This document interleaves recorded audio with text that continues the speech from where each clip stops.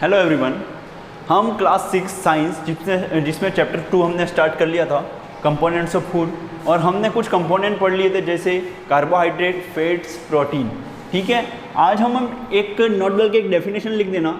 आपने सुना होगा जंक फूड या फास्ट फूड, ठीक है, जैसे पिज़्ज़ा, बर्गर, चाउमीन, टिक्की, आलू वड़े, गोलगप्पे एक्सेट्रा। ठीक है, तो ये सारे क्या हैं? जंक फूड हैं, जो ऑयली हैं, जिसमें फैट सबसे ज़्यादा मात्रा में होता है। ठीक है, और जो मिनरल, विटामिन्स और प्रोटीन हैं, जो अदर न्यूट्रिएंट्स हैं, वो कम मात्रा में होते हैं। तो ये वाले फूड क्या कहलाते हैं? जंक फूड कहलाते हैं, जिनको फास्ट फूड भी कहा जाता है, और जो जल्दी से प्रिपेयर हो जाते हैं। आम जो ट्रेडिशनल फूड जो होता है अपने, उससे जल्दी से अवेलेबल हो जाते हैं और जल्दी प्रिपेयर हो जाते हैं, जैसा और पहले से भी प्रिपेयर होते हैं। कुछ फ्रिज में रखे हुए होते हैं, जैसे केक, जैसे समोसे, आलू वड़े, पानी पूरी, ये जो अपन खाते हैं वो पहले से भी प्रिपेयर्ड हैं। कोल्ड ड्रिंक, ठीक है, जो फ्रूटी आप खाते हो, अमूल मिल्क जो है, ठीक है, फोर्टिफाइड कुछ मिल्क हैं, ये सब क्या है? पहले से ही पैक किए हुए हैं। तो ये सारे फूड क्या कहलाते हैं? जंक फूड कहलाते हैं, जिसको अगर अपन खाते जाएँ तो अपन ज़्यादा मात्रा में भी खाते हैं, जिससे क्या होता है? हमारी जो ओबेसिटी है, मोटापा बढ़ जाता है। और क्या होता है? ये हार्ट डिजीज़ को बुलावा करता है। और क्या होता है? कभी कभी ये हमारी हेल्थ कंडीशन को क्रॉनिक हेल्थ कंडीशन कर देता है, डरावनी हो जाती है। ठीक है, और क्या करता है? हमारे कुछ लंग्स डिजीजेज हो जाती हैं। तो ये सारी चीज़ें इस जंक फूड की मेहरबानी है, जिसमें लिखे हैं जंक फूड क्या है? It contains excess amount of, excess मतलब ज़्यादा, अमाउंट मतलब मात्रा, amount of fats, simple carbohydrates,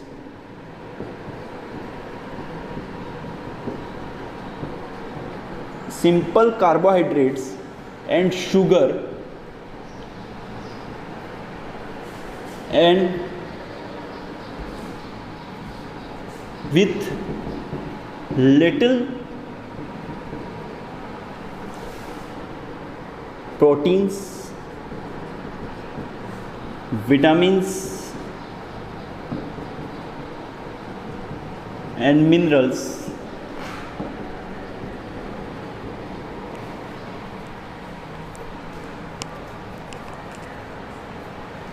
which causes continuous eating of junk food causes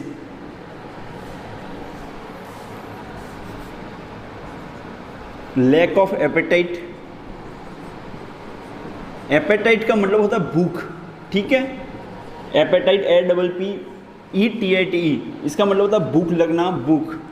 lack of appetite, भूख की कमी हो जाती है। ओबेसिटी, ओबेसिटी का मतलब होता है मोटापा। एंड हार्ट डिजीजेस,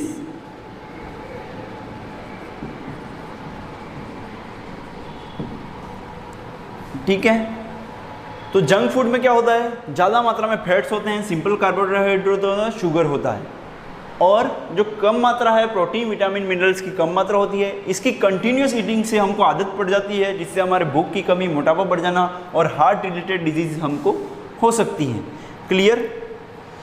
जिससे हमारी ये आदत पड़ जाती है कि हम कंटिन्यूसली जंक फूड ही खाते रहते हैं, चॉकलेट खाना, कोल्ड ड्रिंक पीना, और हमारा जो न्यूट्रिएंट जिससे हमें मिलता है, न्यूट्रिशन हमको मिलता है, तो वो फूड खाना हम बंद कर देते हैं, जिसकी वजह से माल न्यूट्रिशन, हम कुपोषण के शिकार भी हो सकते हैं।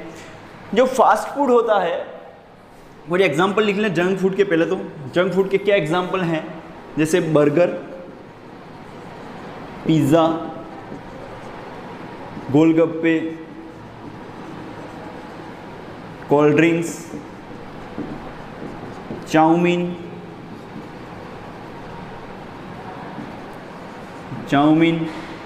समोसा एक्सेट्रा। ये सारे किसके एग्जांपल हैं?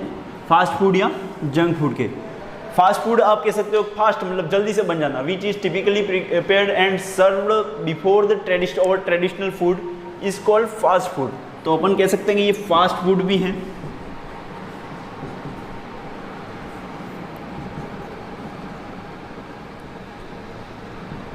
prepared fastly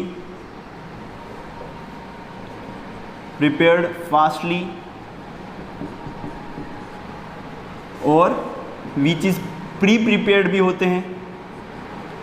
जैसे आप देखते हो समोसा पड़ा हुआ कब से बना हुआ है, फिर भी वो शाम को आप लेने जाते हो तो वही दे देता है, ठीक है। Pre prepared pizza, cake pre prepared होते हैं, ठीक है, पहले से ही बने हुए, पहले से तैयार किए हुए, ठीक है।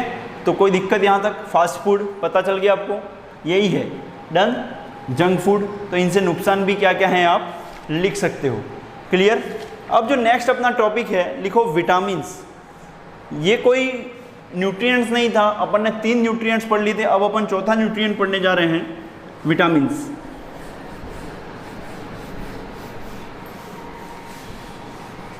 अपन चैप्टर नंबर 2 पढ़ रहे हैं, कंपोनेंट्स ऑफ फूड, इसलिए मैंने चैप्टर का नाम नहीं लिखा है, कंटिन्यूस यही चल रहा है।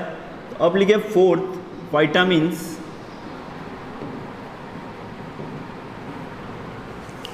विटामिन्स तो इसका फंक्शन हमारी बॉडी को जो रेगुलर फंक्शन है उसको करने के लिए और हमारी बॉडी को फाइट अगेंस्ट डिजीजेस के लिए इसकी ज़रूरत पड़ती है, विटामिन्स की ज़रूरत पड़ती है। There are 13 types of vitamin, जिसमें हम कुछ विटामिन अपनी कोर्स में डिस्कस करेंगे।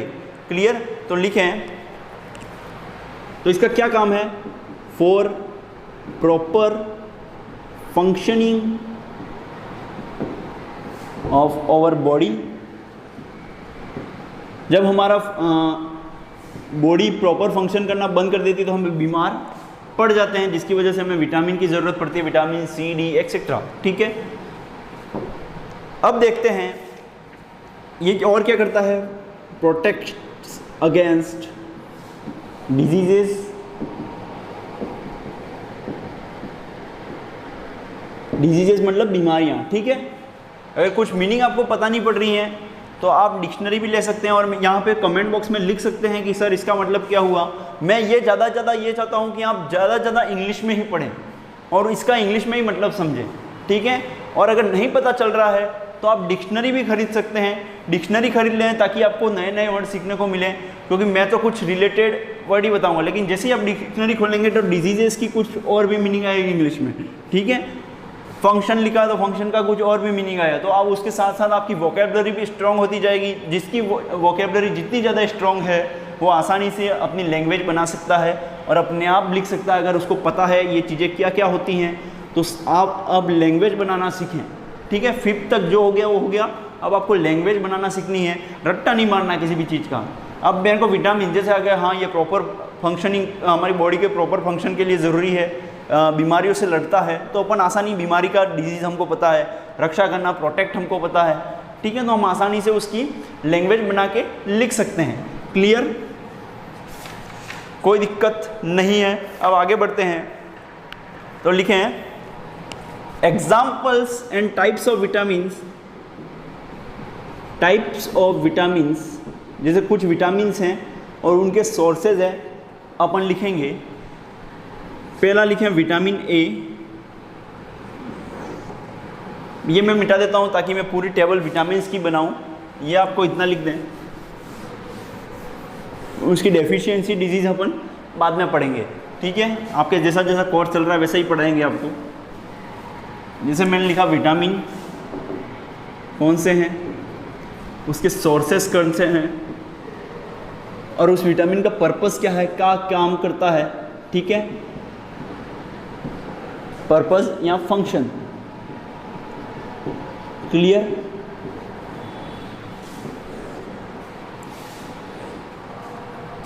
Vitamin A, vitamin B, vitamin C, vitamin D, vitamin E और विटामिन के। क्लियर, कोई दिक्कत?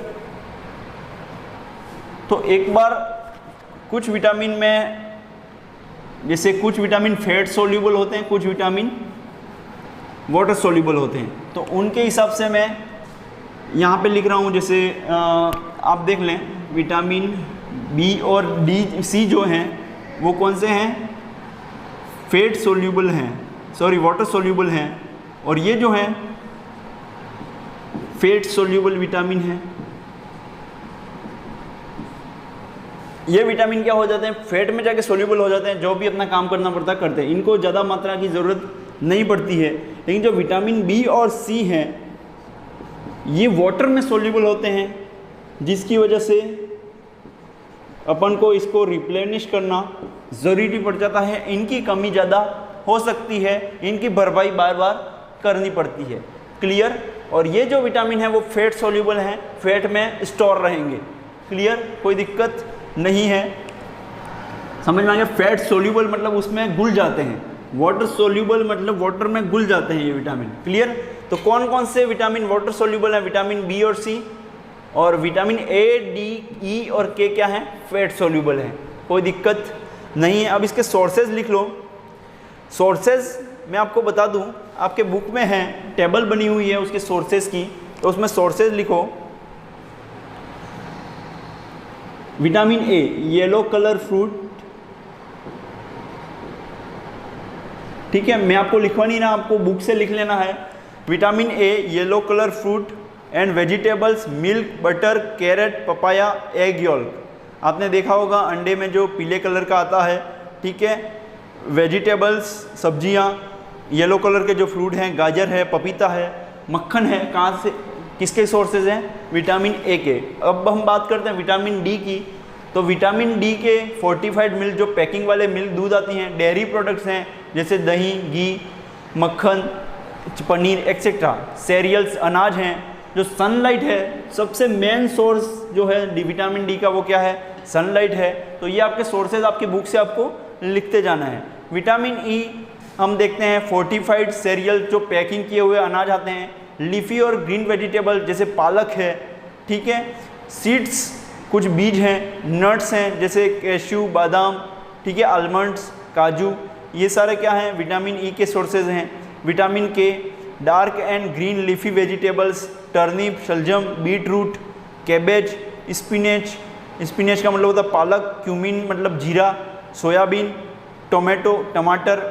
तो ये सारी चीज सोर्सेज किसके हैं, विटामिन के हैं।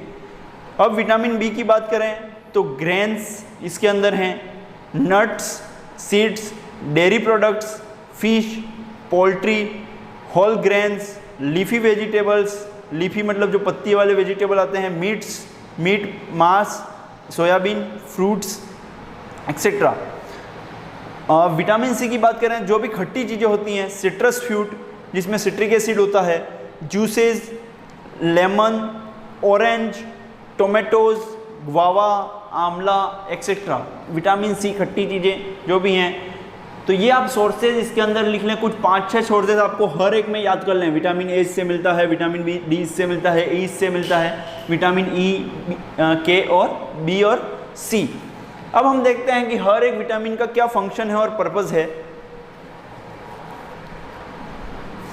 लिखें, टीथ जो विटामिन है, टीथ, बोन्स, इम्यून सिस्टम,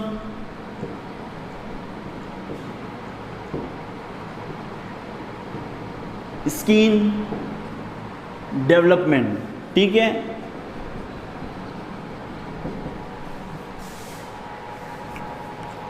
जो विटामिन ए है वो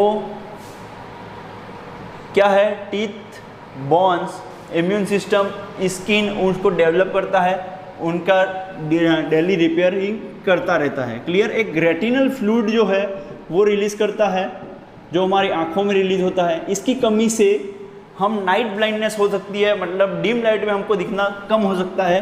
रेटिनल फ्लूइड जो है वो रिलीज करता है सीक्रेट्स।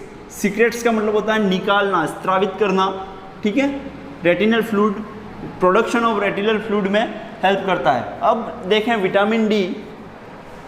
विटामिन डी जो है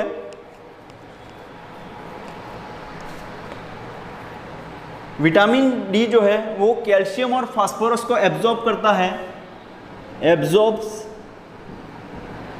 कैल्शियम एंड फास्फोरस। Ca मतलब कैल्शियम, P मतलब फास्फोरस, ठीक है। ये कुछ एलिमेंट्स हैं जिनको एब्जॉर्ब करता है, which helps in bones and teeth formation.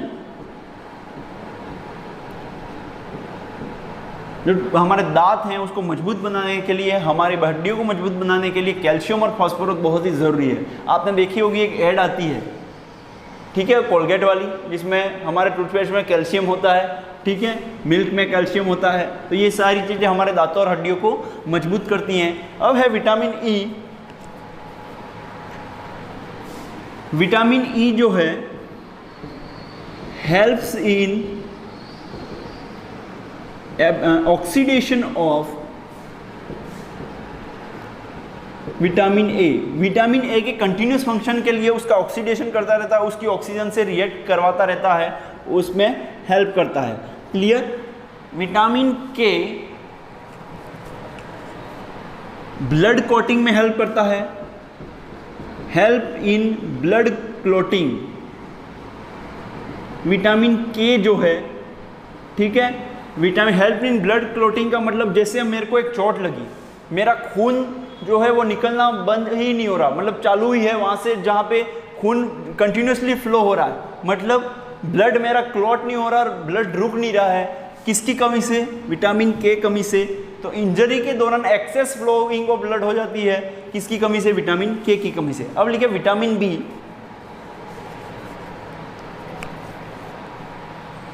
Vitamin B जो है वो आरबीसी, हमारे ब्लड में रेड ब्लड सेल होती हैं, ठीक है, जो ब्लड को फॉर्मेशन ऑफ ब्लड को क्रिएट करती हैं। तो ये सारी चीज़ें उनको फॉर्म करता है। नर्वस सिस्टम को RBC formation, healthy nervous system,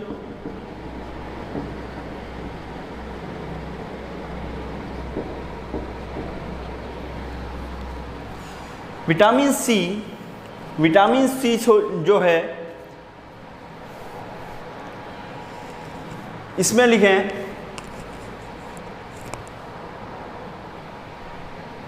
अगर विटामिन सी की कमी हो जाती है तो ये कुछ प्रकार के कैंसर करता है, ठीक है, और कुछ हार्ट डिजीजेस प्रॉब्लम हो जाती है। और हमारा जो गांव है, जो जल्दी बढ़ने के जो सिस्टम है, गांव जल्दी नहीं बढ़ते हैं, वाउंड जो है वो हीलिंग ऑफ वाउंड हो जाते हैं, ठीक है। और ये लिखें इसमें it reduces cancer and heart diseases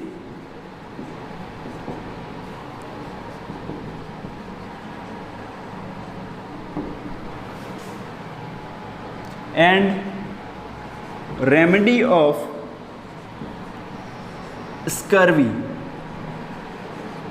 scurvy जो बीमारी है उसमें जो घाव जल्दी नहीं पड़ते हैं, मसूड़ों में खून आना, ठीक है, स्किन के ऊपर लाल रेशेस पड़ जाना, ये किसकी? स्कर्वी नाम की एक बीमारी है, उससे होता है। तो इसकी कमी से स्कर्वी नाम की बीमारी होती है, जो अपन डेफिशिएंसी डिजीज आगे पढ़ेंगे उसमें आएगा कि विटामिन ए की कमी से जो बीमारी होती है उसका क्या नाम है, उसके क्या लक्षण है। तो स्कर्वी के उपाय के लिए विटामिन सी बहुत ज़रूरी है। तो क्लियर है आपको? उसके सिम्टम्स, सोर्सेज आपको बुक से लिख लेने हैं, फ्रॉम बुक। क्लियर? कोई दिक्कत नहीं है। आज हमने विटामिन सारे पढ़ लिए, कुछ उसके नीचे आपको बुक में क्वेश्चन दिए हुए हैं। अगर आपने चारों न्यूट्रिएंट्स पढ़े हैं तो आप ये आसानी से इन क्वेश्चन के आंसर लिख सकते हैं। कल हम 5वां न्यूट्रिएंट्स पढ़ेंगे, मिनरल्स, और उसके कुछ मिनरल्स हैं जिनसे क्या बेनिफिट है वो डिस्कस करेंगे। क्लियर? कोई दिक्कत आज के लिए नहीं? Thank you so much.